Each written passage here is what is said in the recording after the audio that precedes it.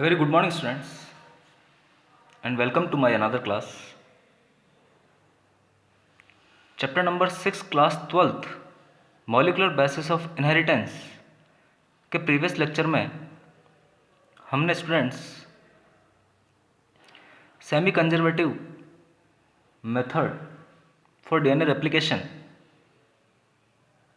पढ़ लिया था, जिसे वाटसन और क्रिक ने प्रपोज किया था। अब सेमी कंजर्वेटिव डीएनए रेप्लिकेशन के लिए जो एक्सपेरिमेंटल प्रूफ दिया गया उसकी आगे हम बात करते हैं। तो आइए स्टूडेंट्स, हम शुरू करते हैं लेक्चर नंबर 4। आप नोट्स बनाते हुए चलेंगे मेरे साथ ही। Experimental basis for semi conservative model. तो डीएनए रेप्लिकेशन के लिए जो सेमी कंजर्वेटिव मॉडल दिया गया उसका एक्सपेरिमेंटल बेसिस आगे हम देखते हैं, और इसका एक्सपेरिमेंटल प्रूफ देने वाले जो साइंटिस्ट थे मैथ्यू मैसेल्सन एंड फ्रैंकलिन स्टॉल। आप याद रखेंगे, मैथ्यू मैसेल्सन एंड फ्रैंकलिन स्टॉल 1958 में इन्होंने एक्सपेरिमेंटली प्रूव किया semi conservative model for DNA replication. आगे हम मैसेल्सन एंड स्टॉल्स एक्सपेरिमेंट की बात करते हैं स्टूडेंट्स। आप देखिए कि इन्होंने किस प्रकार का एक्सपेरिमेंट किया और किस प्रकार से सेमी कंजर्वेटिव जो रेप्लिकेशन है उसको प्रूव किया। The cultured E coli in a medium containing 15 NH4Cl 15N heavy isotope of nitrogen. तो मैसेल्सन और स्टॉल ने ई कोलाई बैक्टीरिया को, जो एस्चेरिचिया कोलाई बैक्टीरिया होता है, उसको एक ऐसे मीडियम में कल्चर किया जिस मीडियम में 15 NH4Cl जो अमोनियम क्लोराइड था, उसमें नाइट्रोजन का जो आइसोटोप था वो हैवी आइसोटोप लिया गया, 15N आइसोटोप लिया गया। 15N was incorporated into both strands of bacterial DNA. तो जो 15N हैवी आइसोटोप था नाइट्रोजन का, वो डीएनए के दोनों स्ट्रैंड्स के साथ जुड़ गया, इनकॉर्पोरेटेड हो गया, and the DNA became heavier. और इस प्रकार से जो डीएनए मिला वो हैवियर डीएनए था, भारी डीएनए उसे बोला गया। Another preparation containing N salts labeled with 14N is also made. दूसरा प्रिपरेशन और तैयार किया गया जिसमें NH4Cl का जो साल्ट लिया गया वो 14N वाला लिया गया, यानी NH4Cl में जो नाइट्रोजन था वो लाइट आइसोटोप था नाइट्रोजन का 14N। 15N को हम हैवी आइसोटोप बोलेंगे और 14N को हम लाइट आइसोटोप बोलेंगे। 14N was incorporated in both strands, और इस प्रकार से 14N मीडियम में भी ई कोलाई को रखा गया। तो 14N वाला जो आइसोटोप था वो भी डीएनए के दोनों स्ट्रैंड्स के साथ इनकॉर्पोरेटेड हो गया, जुड़ गया, और वो लाइटर डीएनए बन गया। आगे आप देखिए, these two types of DNA can be separated by centrifugation in caesium chloride density gradient.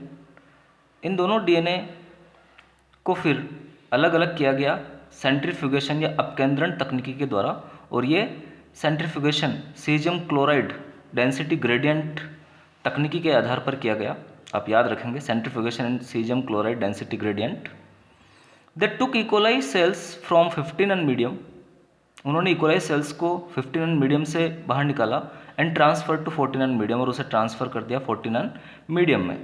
After one generation, that is after 20 minutes, bacteria की एक जनरेशन 20 मिनट में कंप्लीट हो जाती है, तो हम 20 मिनट्स यहाँ पर टाइम पीरियड लेंगे। The isolated and centrifuge the DNA.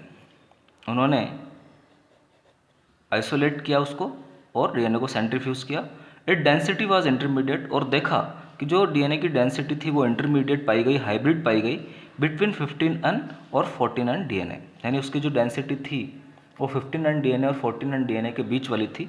This shows that the newly formed DNA have one strand old 15N type and one strand new 14N type. और ये दर्शाता है कि जो न्यूली फॉर्म्ड डीएनए है, नया बना हुआ डीएनए है, उसमें एक स्ट्रैंड जो होता है वो ओल्ड होता है 15N टाइप का, और एक स्ट्रैंड जो होता है वो न्यूली सिंथेसाइज्ड होता है, न्यू होता है 14N टाइप का। This confirm semi conservative replication. और ये जो आपका एक्सपेरिमेंट है वो प्रूव कर देता है कि जो डीएनए का रेप्लिकेशन होता है वो सेमी कंजर्वेटिव होता है या अर्ध संरक्षित प्रकार का होता है, जिसमें एक स्ट्रैंड जो होता है वो पेरेंटली होता है और दूसरा स्ट्रैंड जो बनता है वो न्यूली सिंथेसाइज्ड होता है।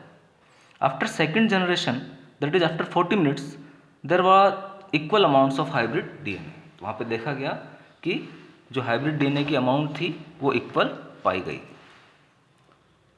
Second generation, after second generation, that is after 40 minutes, 40 minutes के बाद there was equal amounts of hybrid DNA. वहाँ पर हाइब्रिड डीएनए की इक्वल अमाउंट प्रेजेंट थी। एंड लाइट डीएनए, यानी 40 मिनट के बाद हाइब्रिड डीएनए और लाइट डीएनए की इक्वल अमाउंट वहाँ पर प्रेजेंट पाई गई। Taylor and colleagues 1958 perform similar experiment. आगे टेलर और उसके साथियों ने 1958 में समान प्रकार का एक और प्रयोग किया ऑन विशिया फाबा। आप याद रखेंगे उनका एक्सपेरिमेंटल टूल जो था वो विशिया फाबा या फाबा बीन्स प्लांट था, यूजिंग रेडियो एक्टिव थाइमिडीन। और उन्होंने रेडियो एक्टिव थाइमिडीन का उपयोग किया to detect distribution of newly synthesised DNA in the chromosomes. Chromosomes में न्यूली सिंथेसाइज्ड डीएनए को डिटेक्ट करने के लिए। तो आप याद रखेंगे टेलर और साथियों ने किसके ऊपर काम किया था और उन्होंने कौन से रेडियो एक्टिव आइसोटोप का यूज किया था। It proved that the DNA in chromosomes also replicate semi conservatively. और इस एक्सपेरिमेंट ने भी प्रूव कर दिया कि जो डीएनए होता है वो क्रोमोसोम के अंदर सेमी कंजर्वेटिवली ही रेप्लिकेट होता है। तो आप याद रखेंगे स्टूडेंट्स अच्छे ढंग से। आगे हम देखते हैं the machinery and enzymes for replication. Replication की मशीनरी क्या है और कौन कौन से एंजाइम इसमें यूज होते हैं।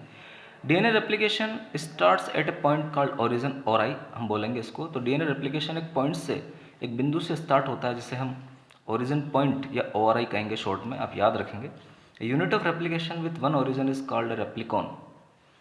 जो एक इकाई हो जाएगी रेप्लिकेशन की वन ओरिजिन के साथ, जिसके पास एक ओरिजिन होगा, उसे हम रेप्लिकॉन कहेंगे।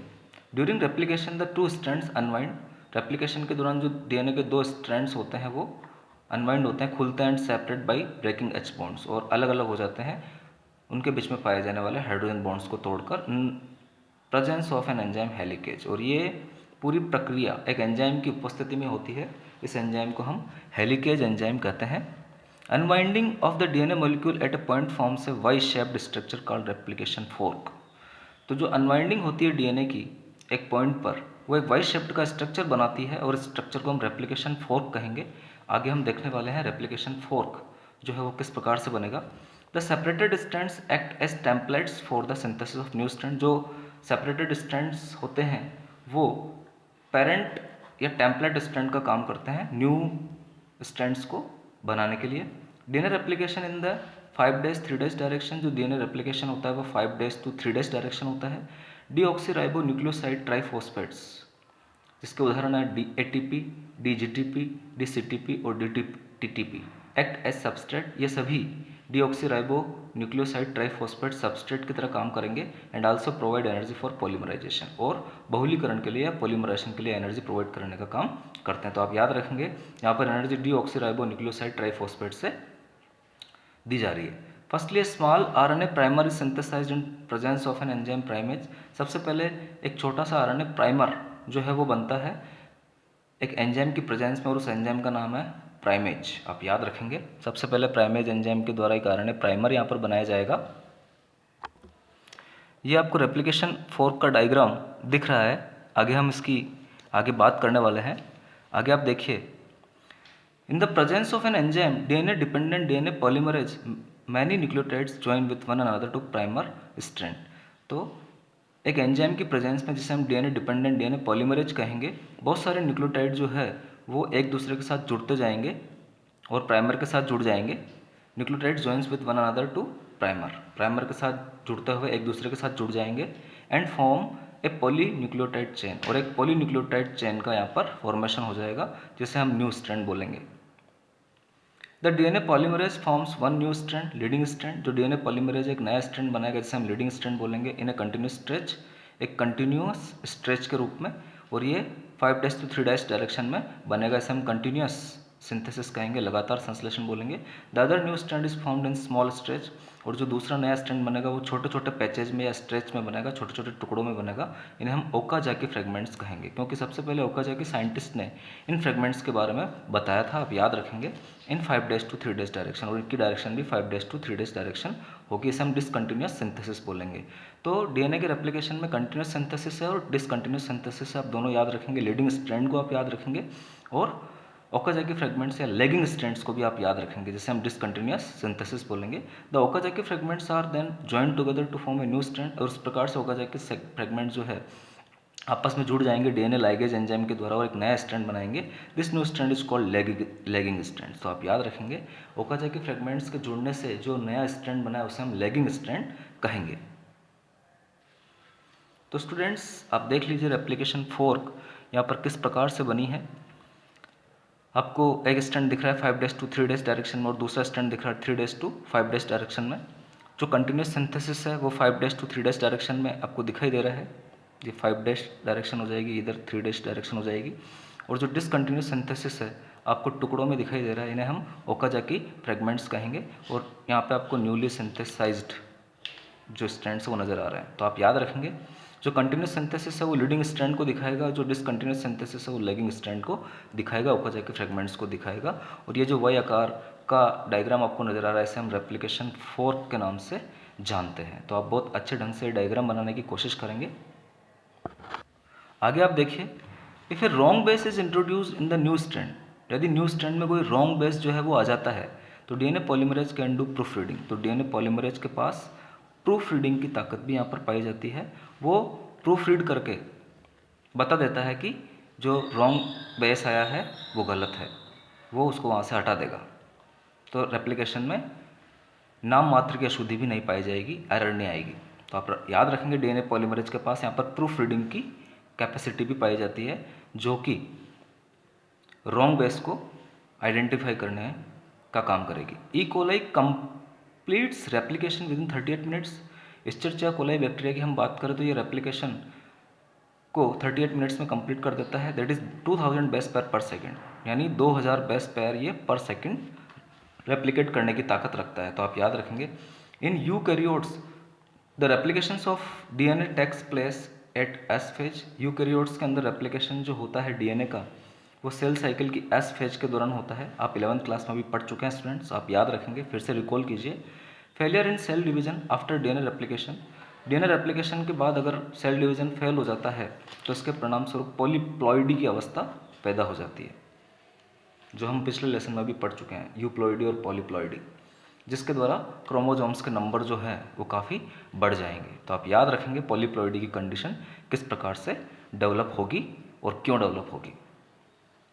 तो स्टूडेंट्स मेसल्सन एंड स्टॉल का एक्सपेरिमेंट आप बहुत अच्छे ढंग से समझेंगे और रेप्लिकेशन को भी समझकर याद करने की कोशिश करेंगे, आप अच्छे से नोट्स बनाएंगे।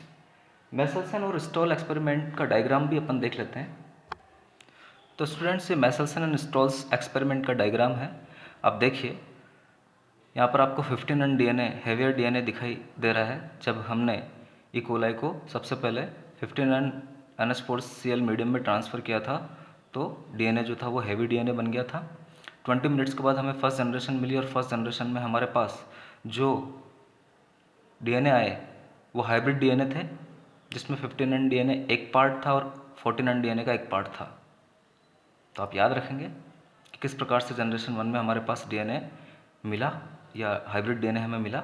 40 मिनट्स के बाद हमें जनरेशन 2 मिली और जनरेशन 2 में इक्वल अमाउंट्स में हाइब्रिड डीएनए और लाइटर डीएनए हमें प्राप्त हुए, जैसा कि हमने राइटअप में लिखा है। तो आप बहुत ही अच्छे से नीट एंड क्लीन डायग्राम भी बनाएंगे मेसल्सन एंड स्टॉल एक्सपेरिमेंट का। Separation of DNA by centrifugation, फिर यहाँ पर सेपरेशन दिखाया हुआ है, ये हैवी डीएनए सेपरेट हुआ, ये हाइब्रिड डीएनए सेपरेट हुआ जनरेशन 1 में, और जनरेशन 2 में आपका लाइटर और हाइब्रिड डीएनए इक्वल अमाउंट में सेपरेट हो गया। तो आप याद रखेंगे कि मेसल्सन एंड स्टॉल एक्सपेरिमेंट किस प्रकार से किया गया, इसका डायग्रामेटिक जो व्यू है वो बहुत ही इंपॉर्टेंट है। आप लेबल्ड डायग्राम बनाने की कोशिश करेंगे। तो इस लेक्चर में स्टूडेंट्स हम यहीं तक पढ़ने वाले हैं और मैं ऐसे आशा करता हूँ कि आप लोग बहुत ही अच्छे ढंग से पढ़ाई कर रहे होंगे। तो पढ़ाई करते हुए चलिए स्टूडेंट्स अपने आप को हमेशा अपडेट रखिए और सारी चीज़ें आप लोगों को याद करनी है। Thank you very much.